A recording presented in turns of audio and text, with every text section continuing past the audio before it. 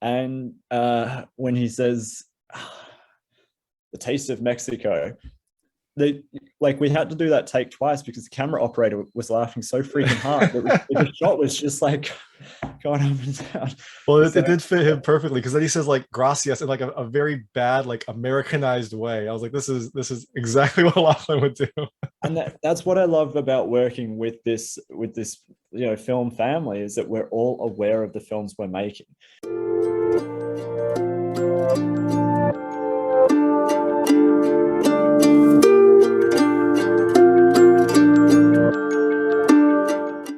Hey everyone, this is David Stark from Watch Our Pass, and today I'm joined by Edward Drake, the co-writer and director of Apex, which is coming to theaters, digital, and VOD on November 12th, 2021. We're going to talk to him in just a second, but first, let's check out the trailer, and while you're watching, if you can like and subscribe to this channel, that would be fantastic. It helps me out a lot. Thank you. Thomas Ernest Malone, ex-cop, convicted of murder in a burglary gone wrong. Apex is quite simple. They're hunters. You are the prey. What's the price if I kill all the hunters? Win and I can guarantee your freedom. Do we get a refund if we kill this guy within an hour? You're good. Kid, I'm better than good. I'm bacon and eggs on Sunday morning. A man like that never should have come to a place like this. Let's remind Malone who is the hunter and who is the prey. Thanks so much for joining me. This is Edward Drake, the co-writer and director of Apex, which is coming to VOD and digital on November 12th, 2021. It's like a battle royale type film. It's got a lot of video game aspects. It's got some interesting sound effects. It's got invisible, resupplies. It's got big weapons and a battle royale theme. Was this movie just basically you playing too many video games during lockdown and just kind of being like, I should make a movie about that? Oh man, I wish. No, I have never been huge multiplayer gamer, if that makes sense. Any video games I've played have always been for like the single player campaign sort of thing.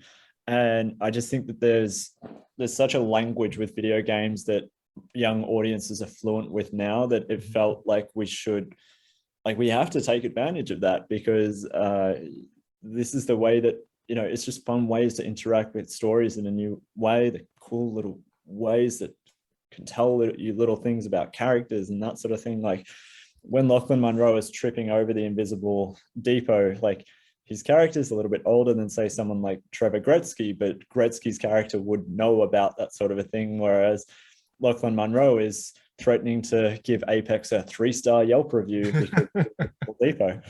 So yeah, it did have a lot of like interesting contemporary things that I think maybe younger generations might be able to relate to, and it also lets you create this.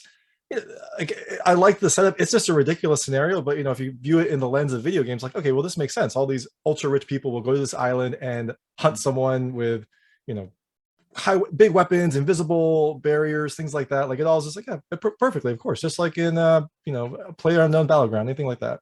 Exactly. Yeah, there's definitely a Fortnite element to it. And I think there's something to be said about the way that collectively we view the world when suddenly Squid Game is one of the biggest shows in TV history. Fortnite is stronger than ever. PUBG, like all of these stories that are about conflict between humans hunting humans. Yes, very fascinating. Yeah. Definitely. And I guess the the big draw for this film is Bruce Willis. I think actually when we talked about Broil, you mentioned that you had a Bruce Willis film coming up that you couldn't talk about, so this must have been it. How did you get him to be involved in this? And I liked that he had a more substantial role than you kind of expect a marquee star in an indie film to have. He really got dirty. He was in the action. He had roles before the fights, during the fights, after the fights. So how did you get him involved?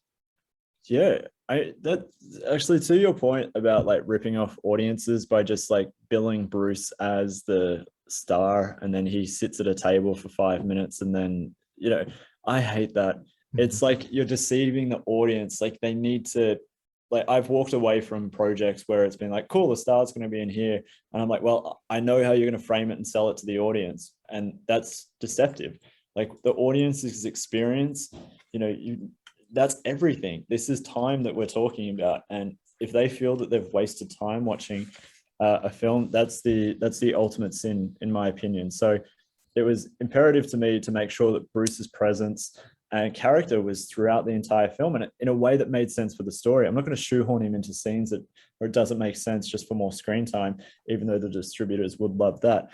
I just really wanted to tell the story of these hunters being turned against each other by someone that's crafty. And Bruce is, I don't think you could use a lot of other action heroes for the Malone role. Malone was so I wrote it for Bruce. I wrote it for his cadence and his rhythm and just the legacy that we have. Like when we talk about, what do we talk about when we talk about Bruce Willis? Well, it's looking at like there's a cheekiness to it. There is something that he is able to throw out like a wisecrack better than anyone else out there. And that was really what dictated the Malone Rainsford dynamic. And like his quiet confidence that is so Bruce Willis, that was such a nice contrast with the other, more gregarious bravado hunters. I thought that was a nice feel there. Yes, yeah, they can mirror each other in really nice ways.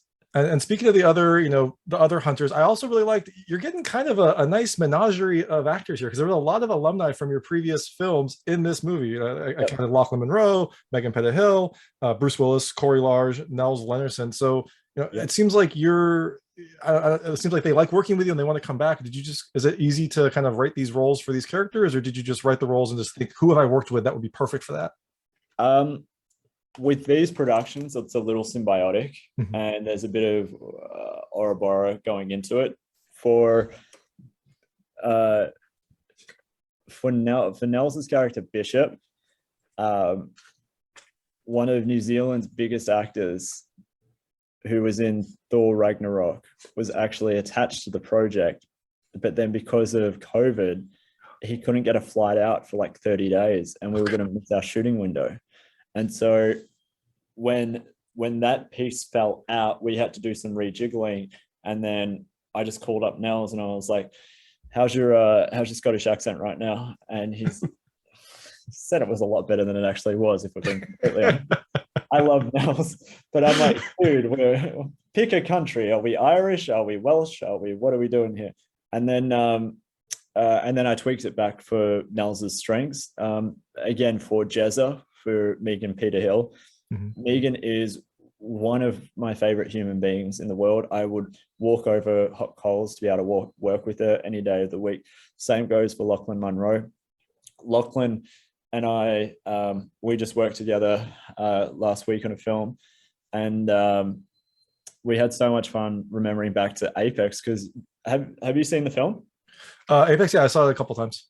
Oh, nice. So do you remember where he's kind of got that, like, this one-man show where he's walking through the forest and he's like, I am an apex predator. Yep.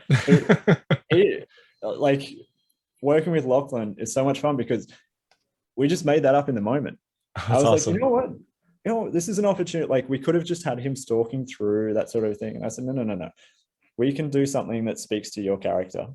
And again, Munro was perfect for Lyle. He knew that I was playing on his identity in quite a fun way as well.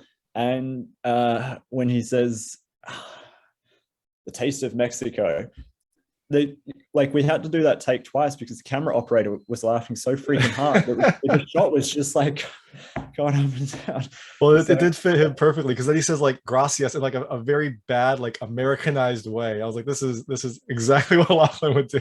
And that's what I love about working with this film family, is that we're all aware of the films we're making. And there will come a day, I'm working on this project called The Gospel of Frank, which is with my favorite actor of all time, Timothy B. Murphy and Francis Cronin.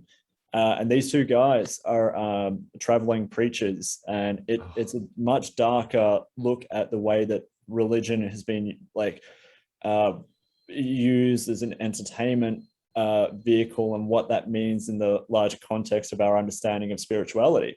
And guess what? There's only one car that explodes in that one. So I got to get one in there. But Yeah. we're aware of the films we're making, and we can play with our identities in a really fun way. And hopefully the audience has fun doing it as well. And speaking of the audience fun, I loved when they were going through, Bruce Willis's character's injuries and just the Easter eggs to other Bruce Willis movies. Are there any others that people can look for? I was like, there was one that caught my attention. It was like, he's the only survivor of a train. I was like, wait a second. And he drove a car through a helicopter or an airplane. I was like, wait a second, that sounds familiar. Are there other Easter eggs in this film that, call back to either Bruce Willis's work or other actors' work in this film?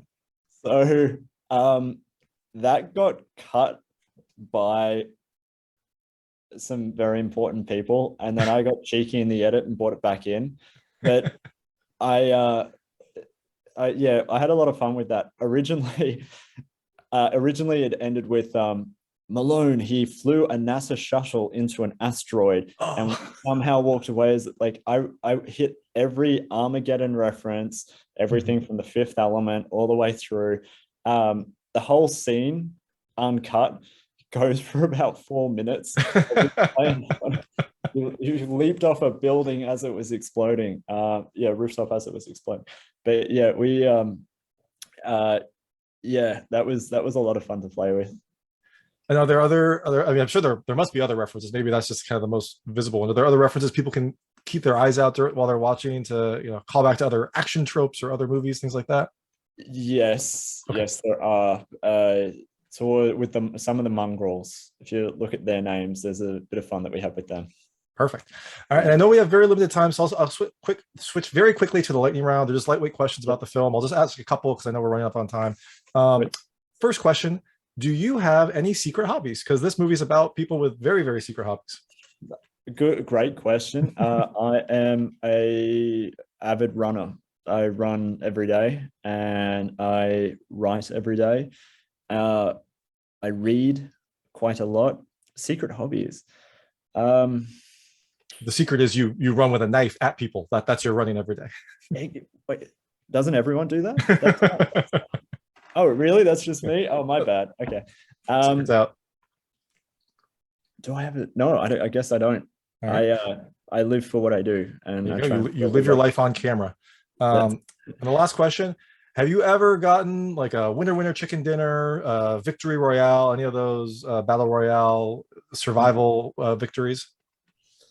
Oh, absolutely. Yeah. So during the very start of COVID, I got a Nintendo Switch and I downloaded Fortnite, and for about a week I was like, oh my God, this is fantastic. And then I realized just how much time it sucked up.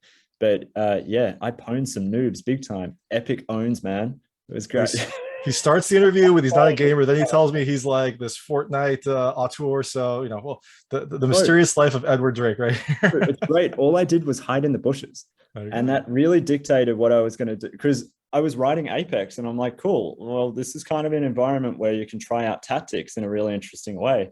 And so Malone, like luring people into one area to create conflict, but then hiding so that he can pick up the treasure afterwards. Like that, I learned that by playing like Fortnite for a week and was like, cool, if this is what happened in real life, create the distraction, get everyone to start fighting with each other, then pick off the weakest one. I was wondering, that did feel very battle royale tactics. So there you go. Now you got some video game tips as well. And I know we're at time, so thank you so much for your time. This is Edward Drake, the co-writer and director of Apex. It's coming to digital and VOD on November 12th, 2021. It's just a fun, action movie that has a lot of video game elements. So definitely check it out. Thank you, David. I really appreciate your support. Awesome. Thank you so much. That was Edward Drake, the co-writer and director of Apex, which is coming to theaters, VOD, and digital on November 12th, 2021. It's a video game battle royale type film that has Neal McDonough, Bruce Willis, and a whole host of other crazy hunters. If you liked this interview, please like and subscribe to this channel. It helps me out a lot. Make sure all my new content goes straight to you. And please check out my other content. I have other interviews. I have movie reviews, unboxing videos, and a weekly movie recommendation. Thanks so much.